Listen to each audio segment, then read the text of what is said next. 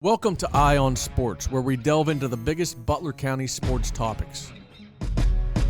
I'm your host, Butler Eagle Sports writer Derek Pyda. Joining me are fellow sports writer Brendan Howe and Eagle Sports editor Jake Merda Adams. So Terry, we're sitting here waiting on you talking about the Super Bowl matchup. Do you keep up, and what do you think of that? I do. I was hoping that Buffalo would get in. I think they really. I think they're the better team. Mm-hmm. But I'll tell you what, damn Kansas City's tough to beat out there. Oh yeah. And people, I've said this 5 years ago that Andy Reid is he's really a genius in this game. Mm-hmm. I mean, playing the game and dissecting material and adding material and whatnot, you get to know the little idiosyncrasies. And when you see Andy Reid, you go, wow, where'd he come up with that? And he's just, I think second to none. I really do. What are your thoughts on the tush push? Oh, man. I don't know why I could have taken that. I would have had a broken back there. These guys pushing me like that. But in Philadelphia, they call it the brotherly shove. Yeah, I don't understand how Kansas or Buffalo, every time they did it, they went to the left and went straight. I mean, what do you think these guys on defense are dummies? They see this on film, and you keep doing it every time you do it this way. And I complain about all coaches, Notre Dame and whatever, about you have to have misdirection. So if you're going to constantly run that play that way, run, success. This team here in the playoffs is pretty damn good. Mm-hmm. They're going to see this stuff, and they're going to have the personnel to stop you. So a little misdirection, boy, you could probably walk in the end zone from the 50-yard line. Because they sell out for that one spot. And that's what you got to do. Yeah. And stop that one spot where that guy's going to be. So who you taking in the Super Bowl, Terry? Oh, I think Kansas City. They're the team of destiny. Oh. I saw a stat this morning. Since 2001, there have been in winning field goals or tying field goals or tying touchdowns in the last series of the game. Brady is 7 of 13. Drew Brees is 3 of 6. Mahomes is 7 of 7. That's ridiculous. It's special. I mean, he really is. I mean, the stuff that you keep, you read on the internet with the questionable calls all the time and Mahomes bitching. Brady did the same thing. I mean, are they protecting the quarterback too much? Yes.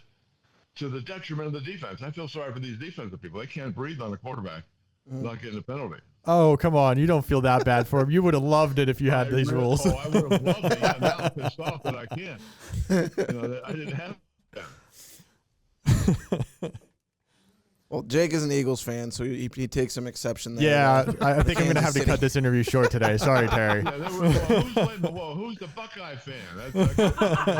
Right here. Two bad ones. I got a Buckeye fan and an Eagle fan. What the hell's going on? I was going to ask you. Sabotage. In our phone interview, I was going to ask you about the national championship game because we talked, I think, just a few days before it, and then I was like, you know what? Right. We talked about his career. I don't want to end the conversation off on a sour note. Telling him I'm cheering for the opposite team. I don't consider it a sour note. I think Ohio State is a hell of a football team. Yeah. And we stay closer than anybody. And, we sort of proved ourselves right at the end there. I mean, to come in second is not horrible. We have a lot of kids coming back, so maybe we'll be back again next year. Yeah. Well, Derek, you get to kick this whole thing off. This is your crowning joy of the podcast. I am not an Eagles fan or an OSU fan, Terry, so...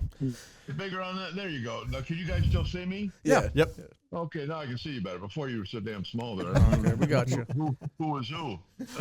The College Football Hall of Fame's class of 2025 was recently announced, and one of the people who will be inducted later this year is Butler's own Terry Hanratty. He was the starting quarterback at Notre Dame from 1966 through 68. Helped the Fighting Irish to a national championship his sophomore year, was named an All-American as a senior, and graduated as the program's all-time leader in completions, passing yards, and passing touchdowns. Terry, that is one impressive resume. We appreciate you joining us. Thank you. Welcome to the show. Well, thank you. It's great to be there. Anything that happens in Butler, I'm all for. This is a very special place to my heart. So continuing from our conversation there on the college football playoff national championship game, Notre Dame started out. They scored there. I think it was a really long drive, maybe the longest I've seen in my life in terms of watching college football. So with that, how long did you hold off hope as a Notre Dame alum and fan that Notre Dame would have a chance to win? Brendan just bulldozing through the first question. Till that final catch you guys made. We had a shot up till then. And when you got that big bomb on us there down to the 13-yard line or wherever it was, that was sort of the end of the game there. But before, we had come back. And your quarterback was smart. He preached all week long that Notre Dame is a second-half team. We've done a lot of damage in the second half all week long or all year long in the playoffs, against Penn State, against Georgia. So we sort of had a slow start. It's not, we had a fast start against you guys against Ohio State, but that's one of the few for fast starts. So I was happy. I mean, I think after the game, I think we could really hang our head real high, and I'm real happy for Marcus Freeman because I think he's going to be a great coach at Notre Dame. I think he has done something at Notre Dame that hasn't been done in a long time, and he's built incredible depth. We had 40% of our offensive line out for that game, but you really couldn't tell because these kids are really quality players. And we had a lot of defensive players out. You really couldn't tell that because we had a lot of depth in our defense. So that's what you need that to win a championship because it's such a long season now with all these playoffs. You're going to have injuries. It's just a matter of time and who. So you have to have people to back them up. Terry, regarding your upcoming induction into the Hall of Fame, a lot of college football players have come and gone. There have been a lot of good ones, but only a select few are judged among the greatest of all time. What does it mean for you to be on that short list? To be honest with you, I think it really bodes well for my teammates. Football is much different than if you get in the Hall of Fame in baseball. If you're a pitcher, it's your ERA, it's your win-loss, it's you against the batter. You don't really care what that right fielder does too much of the time. Or if you're in basketball, how many points you score, how many assists, whatever. There's tangible statistics. But in football, I mean, you really have on your offensive side, you have to have 11 guys doing the exact right thing, or you're not going to be successful. And for me to have that kind of offensive lines that I had and the receivers that I've had, it's really a team effort. Sorry, we have a list here. I was focusing on what you were saying there. So you chose to go to a college football program with incredibly high standards. Notre Dame is obviously one of the foremost college football programs in the country. Well, your sophomore year ended with a national title. How did you feel entering and during that season? Was there ever a sense of being overwhelmed or anything like that? Well, it was interesting back then because you couldn't play as freshmen. Nobody, in the country, everybody. The theory of the NCAA is you're going to be away from home for the first time. You need adjustment to academics. You need the adjustment to being away from home. So, you're really cannon fodder for the varsity. So anybody who had a bad game on Saturday or didn't play on Saturday, you scrimmaged on Monday. And it was always a bloodbath because he's, beating up on freshmen. So I was probably 15 quarterback at that point.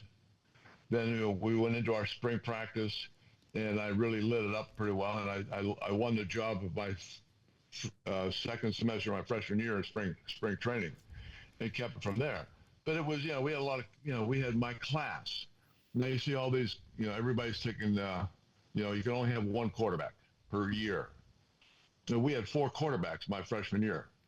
He was the first All-American or All-State from Ohio, All-State from Maryland, All-State from Indiana, and myself, All-State from Pennsylvania. So you had a lot of competition, plus the guys were already left over.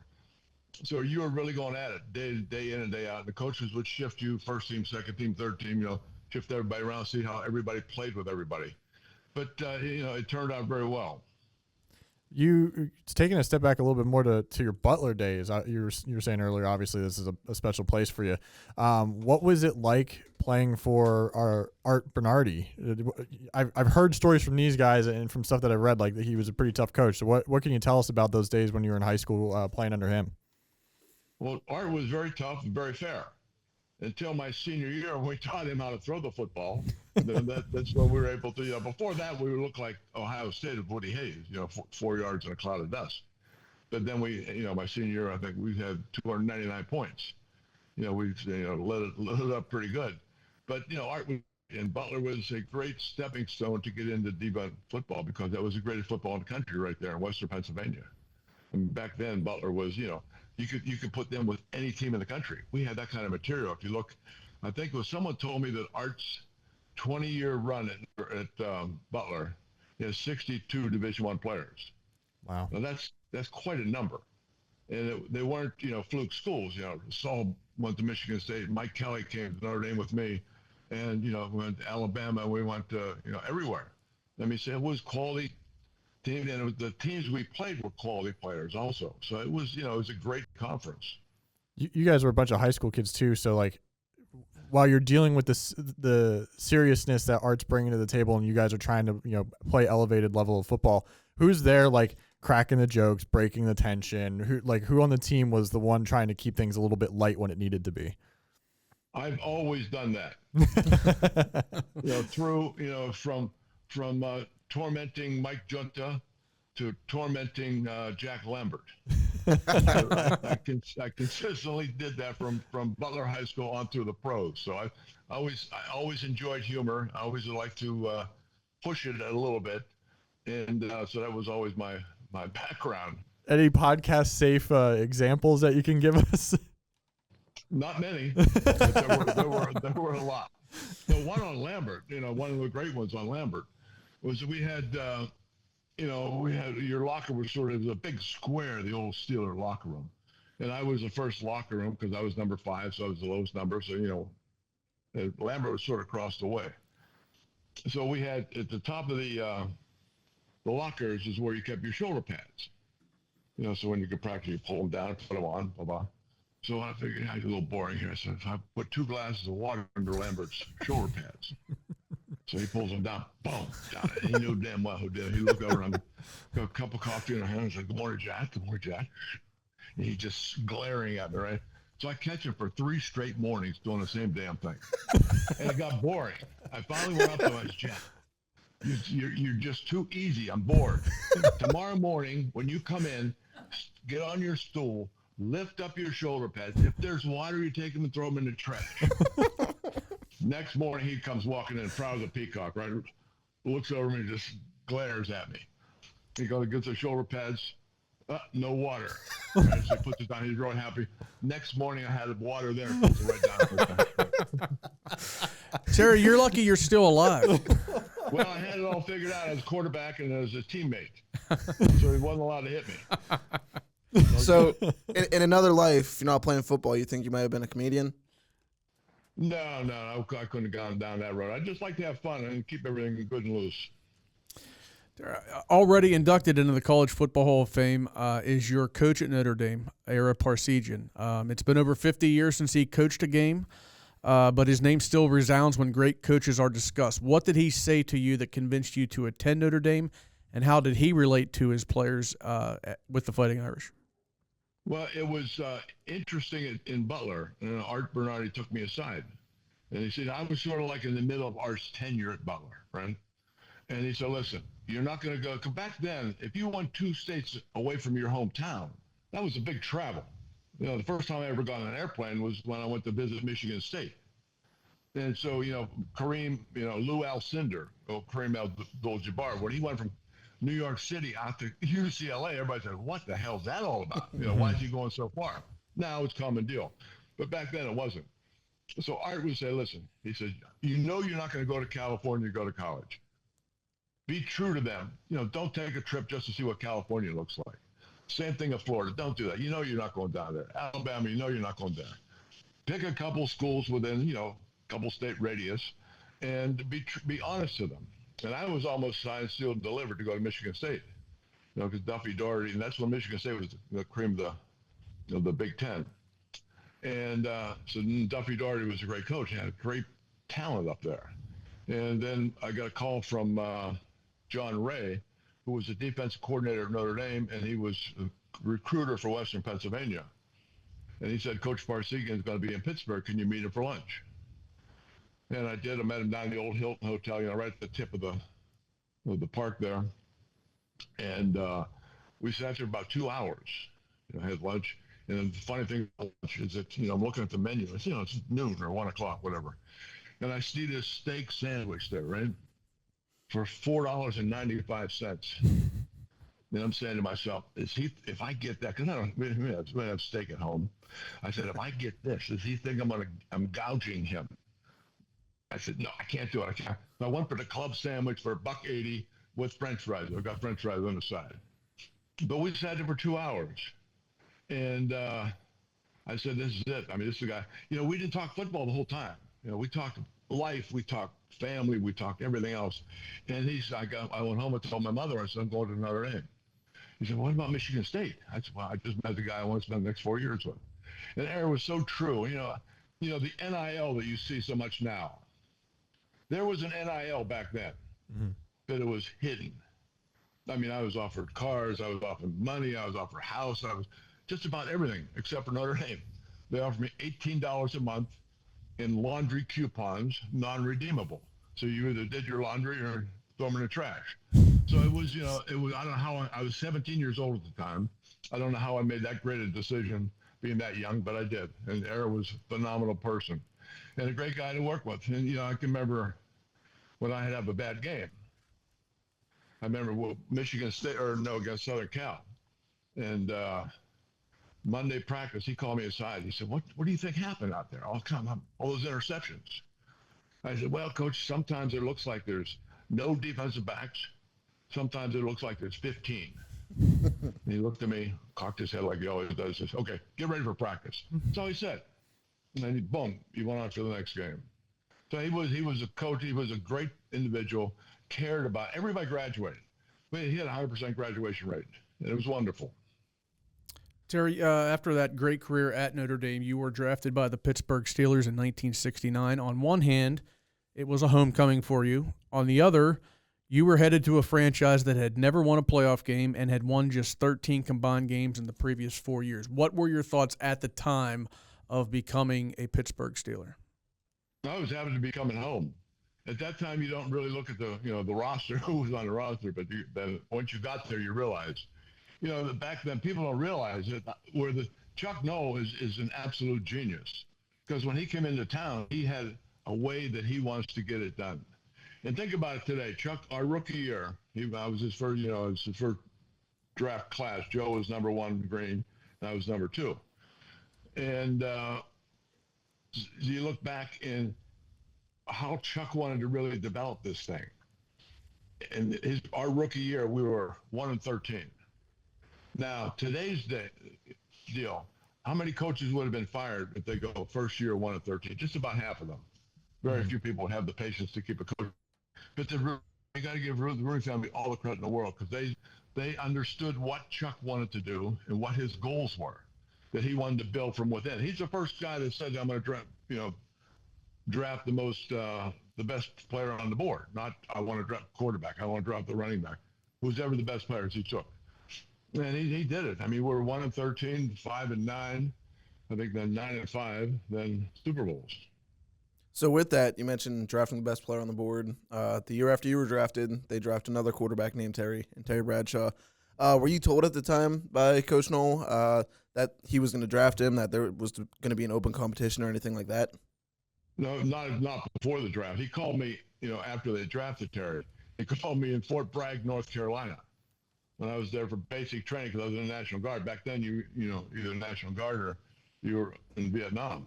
And I was in National Guard in basic training, and I got the phone call. And Chuck was right about it. He was a stand-up guy. He said, listen, Terry's a great quarterback. We think you're a great quarterback. We're going to have a really good competition.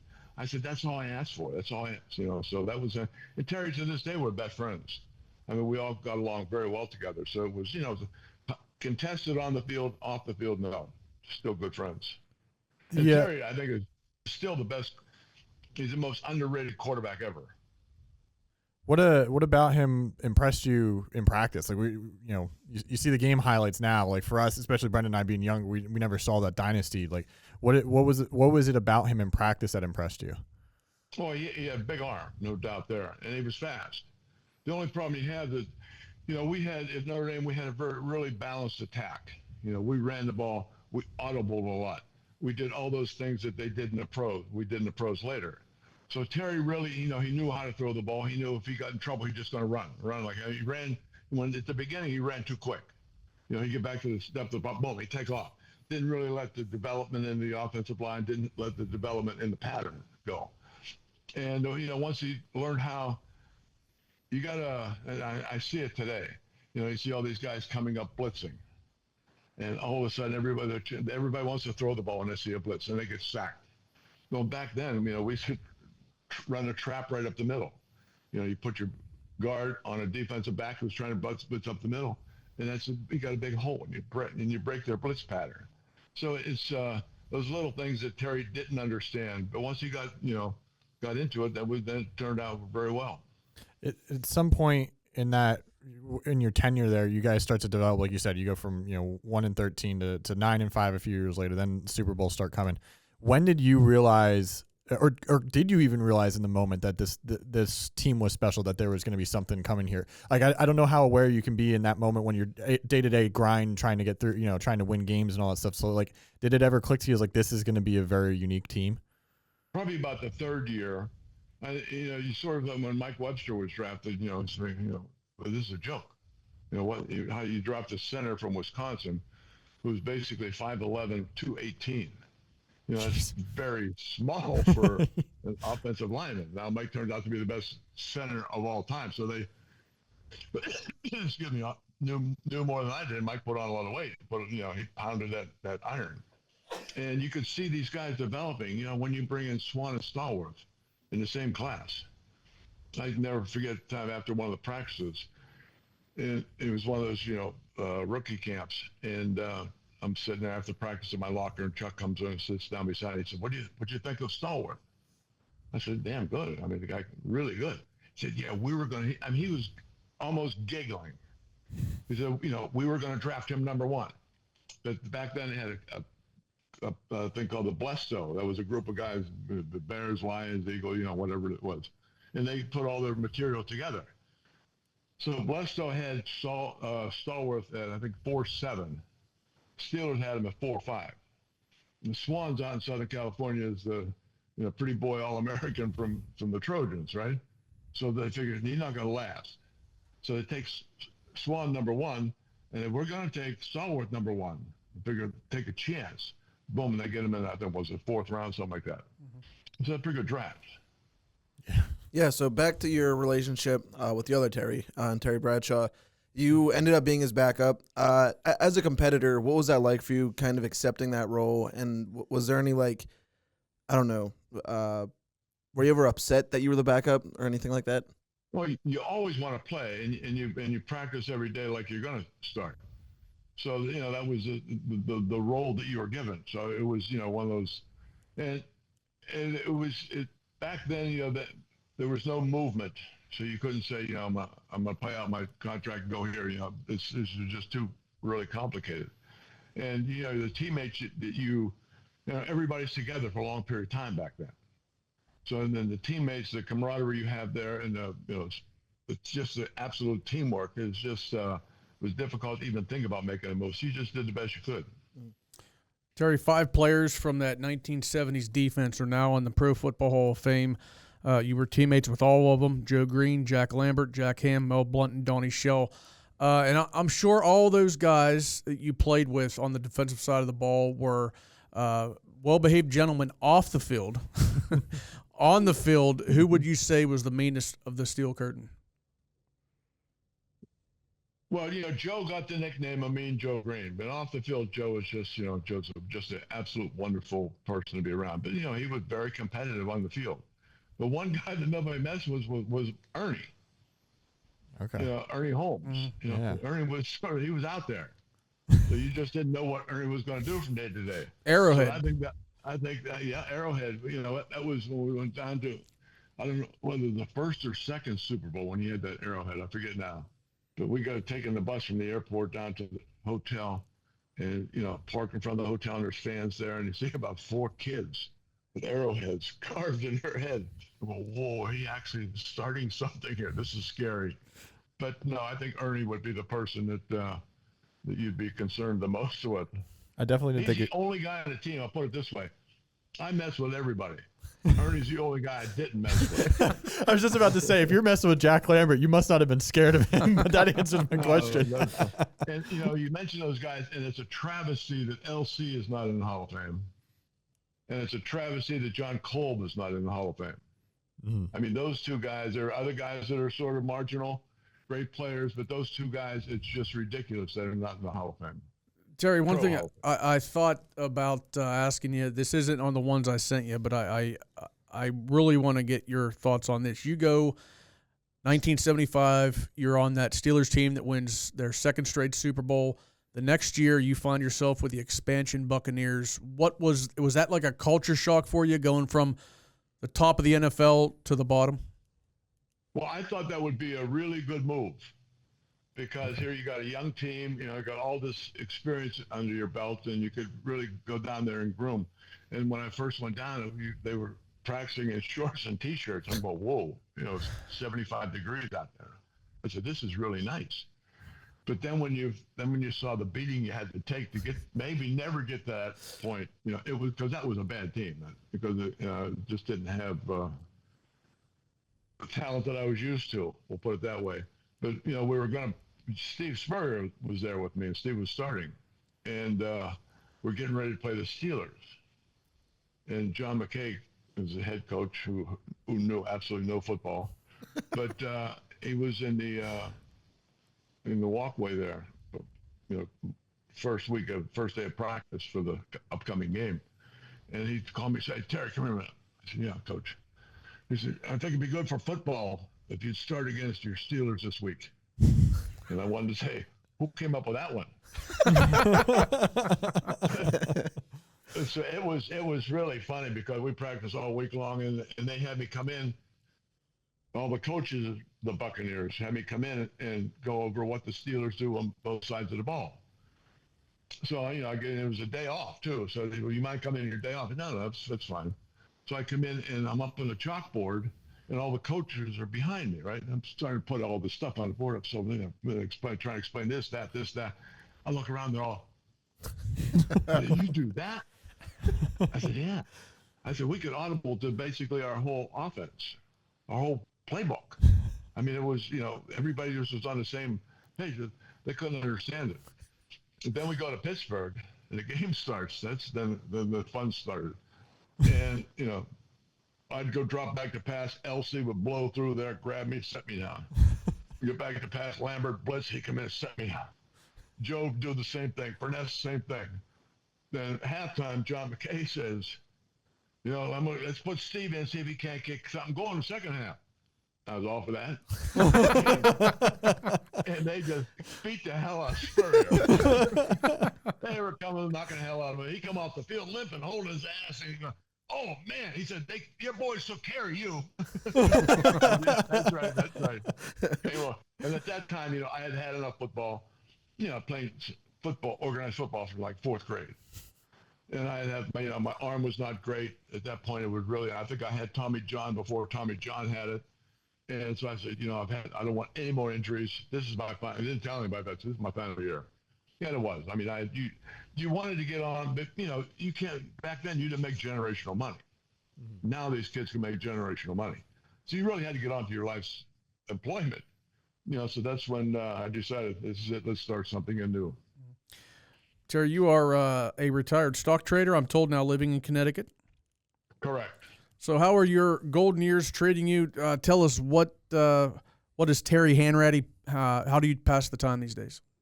These days, let's see. I look to do things. I retired from Wall Street. I was in Wall Street 35 years, and I look to do things. I go to the dump probably once a week. Do a lot of grocery shopping. Do some cooking. Play a lot of golf. But you can never really retire. You have to do something. So I'm constantly looking to see. I don't want a 9-to-5 job, that's for sure, but something that would be entertaining and fun. Where does it come from for you to have this like perspective on your career? Because you go from like the star player at high school and college, winning titles and everything like that, to back up with a team that wins Super Bowls with you on the sidelines, and then you're with an expansion franchise. But the entire time you're here talking to us, you're just like, yeah, just cracking jokes about it, making fun of the whole situation. Like, where does that part of you come from? Well, I don't know. You just can't take life too serious. Everything. I played a game. And football's a game. I played that for a long time, and I had fun doing it. And it was fun to see the successes and see the successes of the people around you. So that's what made it. And I think that carried into Wall Street also, because when you're trading millions and millions of shares of stock, you have to make split decisions, buy, sell, whatever it is. Tell the person on the floor of the exchange what to do. And I think making those decisions in football, where you had 3 seconds to make a decision, it really helped you in that career. So, they sort of blend together. But the bad part about it, of playing all these sports, I remember 2 games in depth. One was in high school, one was in college. One was against Aliquippa my senior year. I think I threw 5 picks. That was the only game we lost that year. Then the Southern Cal game my junior year in Notre Dame. I threw 5 picks there.